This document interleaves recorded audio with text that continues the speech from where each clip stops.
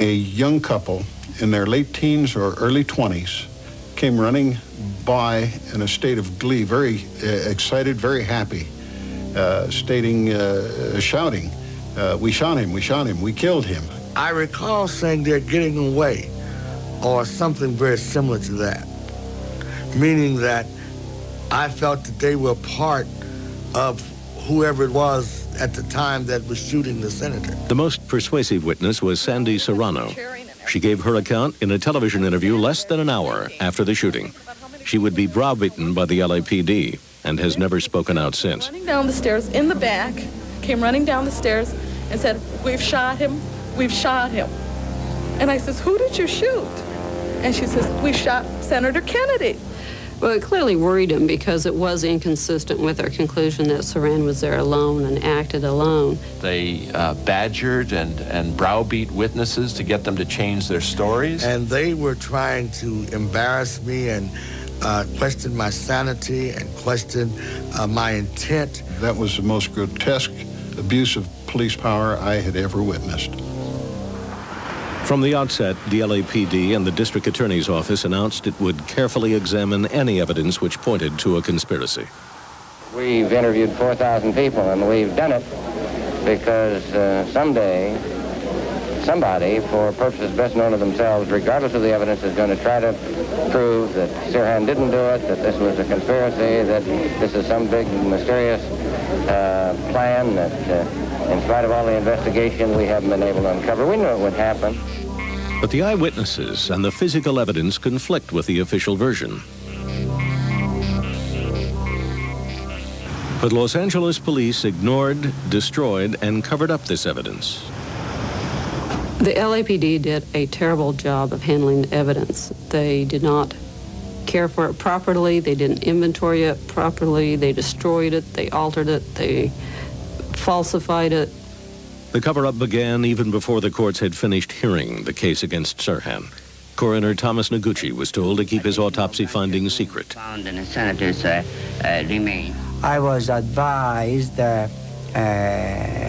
not to have any information released as to the death of Senator Robert F. Kennedy. I told him I cannot do that. Unable to gag Noguchi, the Los Angeles authorities fired him, alleging misconduct in the Kennedy autopsy. Noguchi fought his dismissal and was reinstated. But by then, the LAPD had already destroyed much of the key evidence. The center dividers, where scene of crime officers noted bullet holes and .22 caliber bullets, were destroyed on June 27, 1969. The official reason given by the LAPD was that they would not fit in a filing cabinet. 2,400 photographs were burned secretly in a hospital incinerator. Among those photographs were the only pictures taken at the moment of the assassination itself. Now, this is everything that took place in the pantry during the shooting from behind Robert Kennedy. So what that would have shown, the interesting part about that would have been, you would have seen, if there were a second gun, you would have seen the position of everyone. Most important, you would have seen the position of Robert F. Kennedy when the shooting took place. Scott Enyart was a 15-year-old amateur photographer and Kennedy supporter. Within minutes of the assassination, the LAPD went to extraordinary lengths to get hold of his film. I looked up to see a shotgun. I looked up to see guns drawn all around me. They took my wallet. They took my camera. They took the film out of my pockets. They took me and they tossed me into the back of a squad car, which was sitting out right in front of the entrance. The LAPD promised to return all of Enyart's films, but when he called at the Parker Center Police Headquarters, his photographs were locked in a security cabinet. And I was not allowed to look at the film. They took this stack of prints and one of the detectives shuffled through them and separated it into two piles. And basically he gave me the photographs from one roll of film leading up to the assassination and then everything after the assassination. Everything that I had taken in the pantry was gone. Those photographs, which might have either proved or destroyed the prosecution case, had been incinerated by order of the LAPD. If the police department was right, then my photographs only would have proved that they were right. So for them to destroy it only leads me to believe that that something's being covered up. There's no reason to have destroyed that evidence. There's no reason to have summarily destroyed at such an early stage all the photographic evidence. I can't come up with a reason, a logical reason why they would have done that. But the LAPD still faced the testimony of witnesses who claimed to have seen a man and a woman with Sirhan in the Ambassador Hotel crowds less than an hour before the assassination. There were three people that just didn't fit. They were not as happy as everyone else. They had sour faces, and there was just something about them that just didn't rub me right. And I had told a friend of mine about their presence, and later on, I saw them in the pantry when I first went through, and I saw the short person who turned out eventually to be Sirhan, and I saw a taller gentleman and a lady, a very well-built lady with a white polka dot dress on. Official LAPD files revealed that at least 11 witnesses noticed Sirhan in the company of the polka dot dress girl and another man together inside the Ambassador Hotel in the hours before the shooting. At a little before midnight, a witness saw them enter the pantry through an outside stairway, which led from the parking lot to the second floor of the hotel.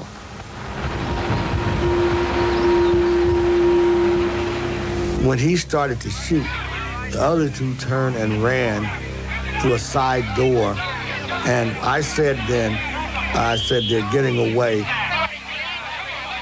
The couple ran out the way they came in and onto a stairway where Sandy Serrano, a young Kennedy worker, was standing. She was Caucasian.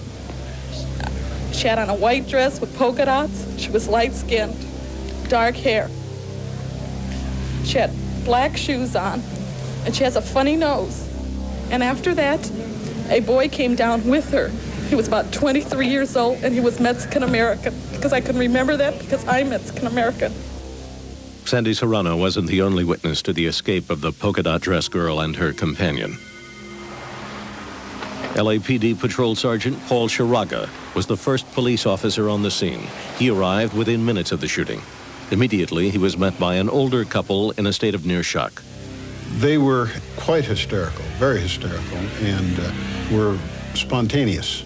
The woman stated that she and her husband were just outside the embassy room when a young couple in their late teens or early 20s came running by in a state of glee, very excited, very happy, shouting, we shot him, we killed him.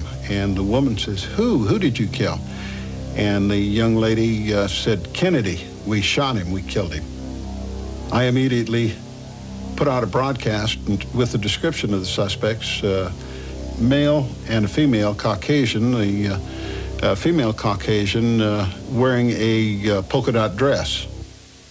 But within minutes, Paul Chiraga's urgent APB was abruptly canceled by a senior officer. And he said, well, I want you to stop putting out that broadcast. The suspects, words of effects, the suspect's in custody. He didn't want to make a conspiracy out of it, or didn't want anyone to make a conspiracy out of it. The official police notebook entry Paul Chiraga made of the old couple's name, address, and phone number mysteriously disappeared. It was followed by all three official copies of his meticulous duty report detailing their testimony. But the LAPD didn't know that Chiraga had kept a copy for safekeeping. Two senior officers secretly created a bogus interview, with Chiraga completely changing his evidence about what the couple told him. What it appears is they took an earlier report of mine, had changed the wording in it to reflect that I had retracted my initial statement. The bogus document suggested that the polka dot dress girl said they shot him, not the more incriminating "we shot him." This in itself was wrong. It's a criminal act to modify an official report, but it hit me the moment I looked at it. I said, I never gave this report. I was never interviewed, and this is false. During a polygraph test recorded on audio tape, Police Sergeant Hank Hernandez tried to get Sandy Serrano to retract her story about the woman in the polka dot dress. That, of course, would have been indicated an accomplice to Serrano was inconsistent with the one-gunman theory, so the LAPD wanted to get her to retract that. Sergeant Hernandez called her in for a polygraph interview and spent 40 to 50 minutes just haranguing her and trying to get her to retract that statement. Is that I think you owe it to Senator Kennedy, the late Senator Kennedy, to come forth, be a woman about this. If he, and you don't know, and I don't know whether he's a witness right now in this room watching what we're doing in here, don't shame his death by keeping this thing up. I have compassion for you. I want to know why. I want to know why you did what you did. This is a very serious thing. I've seen those people. No, Sandy. Remember what I told you about that you can't say you saw something when you didn't see it?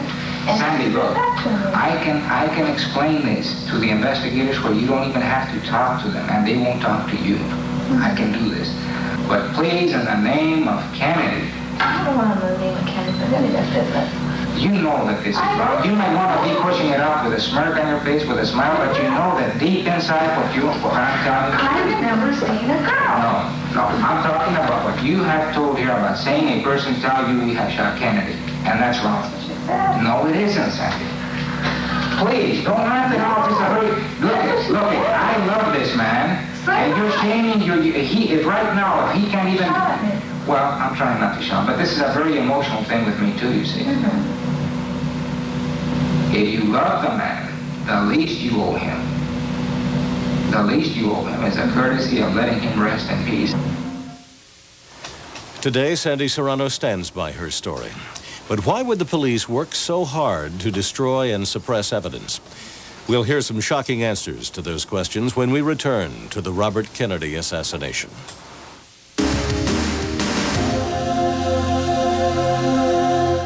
On A&E. If the Los Angeles police really suppressed a large amount of evidence, what could their motive have been? What we are about to lay out for you is a theory that suggests a conspiracy to kill Robert Kennedy. We remind you that the very nature of conspiracy theories is that they draw together fragile and elusive clues, and they can never be fully proved. Piecing together a logical answer to so many questions is part detective work and part intuition. The trail of one such theory about Robert Kennedy's death leads to the CIA. Paul Chiraga believes the officers running the investigation were former CIA operatives. There were incidents that I've found out since that indicate that CIA men were actually running the downtown headquarters, namely the Hernandez and Pena, who had retired some years before and went to work for government agencies that were no more than front agencies for the CIA. And lo and behold, on the night of the assassination, within minutes, they were present and managing this command control center. Sergeant Hank Hernandez and Lieutenant Benny Pena were the two key officers in the polka dot dress inquiry. Hernandez boasted to Sandy Serrano about his polygraph work for government agencies. I have been called to South America, to Vietnam, Europe, and I have administered tests. The last test that I administered was to the dictator in Caracas, Venezuela. He was a big man, a dictator. Pérez Jiménez was the last name. And this is when there was a transition in the government of Venezuela, and that's when President Betancourt came in, but this is all behind. But there was a great thing involved over there, and I tested this gentleman. Hernandez denies ever having worked for the CIA. Paul Chiraga and other critics believe only federal security agencies carried out polygraph tests in such diverse and high-powered circles. Manny Pena was brought in to run the Robert Kennedy investigation from a federal organization, the Agency for International Development. 4 years later, a congressional committee would reveal that AID functioned as a front for the CIA. But why should anyone, let alone the anonymous CIA hierarchy, want Bobby Kennedy dead? What motive could it have had? From his days as Attorney General in the John Kennedy administration, Bobby had pursued policies and targeted opponents which directly threatened the CIA. Now, Mr. Hoffa, his self-proclaimed crusade against organized crime had begun to highlight the long-standing links between organized crime bosses and CIA chiefs, a link exemplified by the joint Mafia-CIA assassination attempt on Fidel Castro.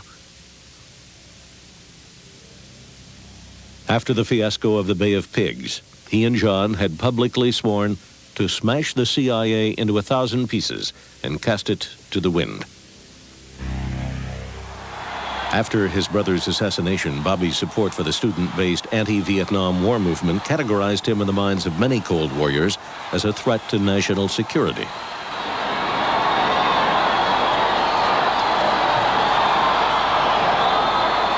One thing is clear in this year of 1968, and that is that the American people want no more Vietnam.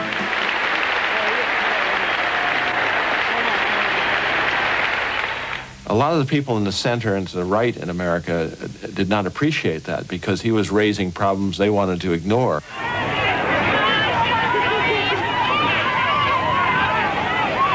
I think that we have a structure in this country, and I refer to them as a corporate war machine, or you can refer to them as whatever you want. I believe that they did and will do anything that they need to or that they want to preserve their status quo. That Cold War mentality flourished above all within the CIA and led to seemingly bizarre experimentation. From the end of World War II to the end of the 1960s, the CIA spent hundreds of thousands of dollars on brainwashing and mind control experiments. Their aim was to create a hypnotically programmed robot assassin who would have no memory of his crime. It was spelled out in this 1953 internal report on Project Artichoke. As a trigger mechanism for a bigger project, it was proposed that an individual be induced under Artichoke to perform an act, involuntarily, of attempted assassination against a prominent politician, or, if necessary, against an American official. Dr. Herbert Spiegel is one of America's leading experts on hypno-programming. He has studied the CIA's attempts to create a robot assassin. If we get a highly hypnotizable person who is subject to the proper programming under controlled conditions and is subject to some degree of supervision and exposed to the target within a reasonable range, it is quite possible and even probable that he will comply with the program and end up not being fully aware of what he's doing. By the mid-1950s, internal reports indicate the CIA had accomplished its self-appointed task. Morse Allen, head of the Behavioral Control Program at Langley, successfully hypno-programmed his secretary to shoot her best friend with an unloaded gun. Afterwards, she remembered nothing. At his trial, psychologists testified that Sirhan Sirhan was in a hypnotic trance throughout the assassination and suffered from a complete memory loss about the shooting. I said to myself, Sirhan, you're going to die for this crime. God damn it, face up to it, at least admit it, and make it worthwhile to your own self. And I tried and tried and tried, to recollect it, to reenact it, but God damn it, nothing comes up. Sirhan was found guilty of first-degree murder and sentenced to death. His sentence was later commuted to life imprisonment. Because the evidence of hypno-programming was not pursued, Sirhan's prison psychologist, Dr. Edward Simpson, described the trial as the psychiatric blunder of the century. He pleaded to be allowed to deprogram Sirhan. But he told me that he was instructed by the warden that he was not to pursue this and not to examine Sirhan any further. And then he said that he insisted that he had the right to do this because he was the official psychologist for the prison, and shortly thereafter he was dismissed. The theory we present here points to these efforts by the CIA to develop robot assassins, which frankly seem the stuff of fiction. But the agency's own documents prove that by the time of Robert Kennedy's murder, the CIA had taken serious steps to create programmed killers. It in fact has happened, but the people who arranged this don't go around advertising that they do it or how they do it. But there are always those who need to boast. William Bryan Jr. was for almost a decade retained by the U.S. government as its leading hypno-programmer. Use in criminal law, yes I am, I sure as hell am. You have to have the person locked up physically to have control over them.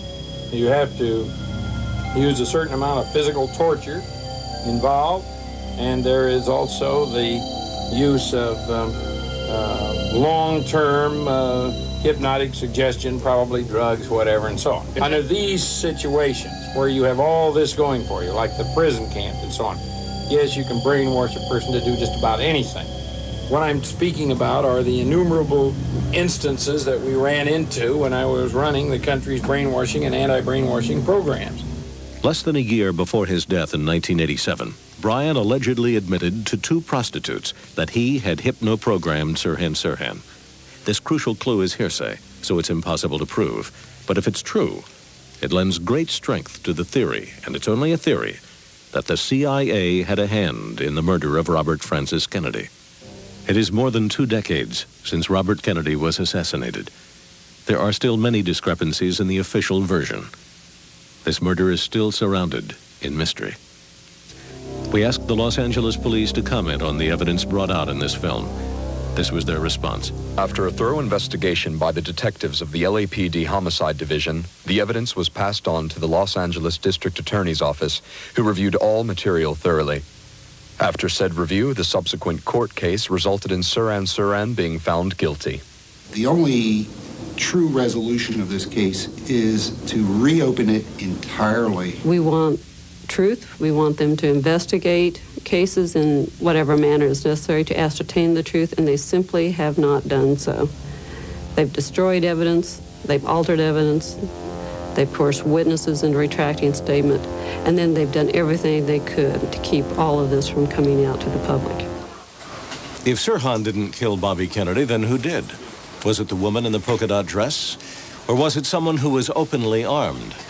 Researchers into the assassination point out that there was another weapon in close proximity to the senator that night. Security guard Thane Caesar, who owned a .22 caliber pistol, was walking immediately behind Kennedy as he stopped in the pantry.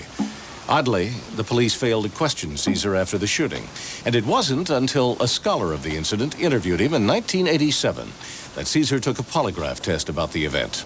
He passed. The police continue to stand by their story, dismissing other versions as loosely knit conspiracy theories. Despite efforts by citizens to spur new investigations, Los Angeles grand juries have found insufficient evidence of a cover-up to reopen the case.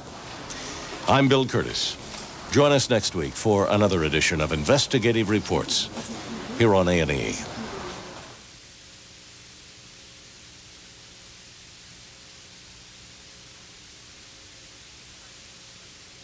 What I think is quite clear is that we can work together in the last analysis, and that what has been going on within the United States over the period of the last 3 years, the divisions, the violence, the disenchantment with our society, the divisions, whether it's between blacks and whites, between the poor and the more affluent, or between age groups, or in the war in Vietnam, that we can start to work together. We are a great country, and a selfish country, and a compassionate country.